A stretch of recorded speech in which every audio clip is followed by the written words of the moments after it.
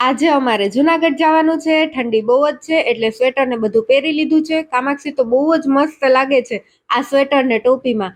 આજે તો અમારે રેકોર્ડ તૂટી ગયો કે બસમાં નાસ્તો ન કર્યો. એટલે જુનાગઢ પહોંચીને અમે પેલા ગરમા ગરમ પફ ખાધા અને કામાક્ષીએ પેસ્ટ્રી ખાધી. પછી આવી ગયા દાંતના સેટલમેન્ટ માટે. હજી 2 થી 3 મહિના જેવું લાગશે. દાંતમાં સેજ અમથી જગ્યા છે ને એ પુરાવામાં. બાકી દાંત સીધા તો સરસ થઈ ગયા છે.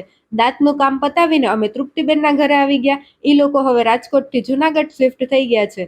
અમારે અત્યારે અહીંયા જ જમવાનું છે તો તૃપ્તિબેને સરસ મજાના મેથીના ગોટા બનાવ્યા છે અને બીજા એક આ મરચાના ભજીયા બનાવ્યા છે.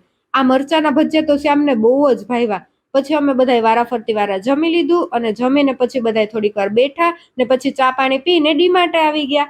કામાક્ષી તો પહેલી વાર આવી રીતે આમ મોલમાં ને એમ આવી છે તો એને તો મજા જ પડી ગઈ છે. ખરીદી કરીને પછી અમે થોડીક ઠંડારક કરીને પછી ઘરે આવવા માટે નીકળી પડ્યા. બાય બાય, જય સિયારામ. Like share subscribe.